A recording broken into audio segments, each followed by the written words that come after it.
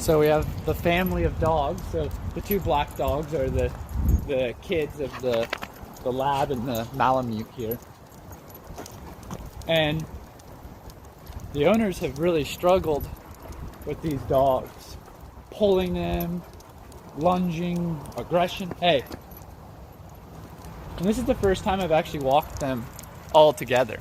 So, and we just got outside. So they're doing fantastic. It's been a lot of work. They're pretty thick-headed dogs. It takes a lot of intensity, a lot of energy.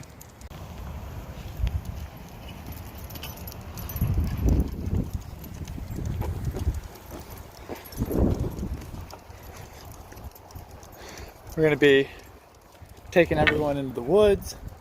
So I'm just kind of warming up, seeing if this is a good idea or not. Hey. Hey.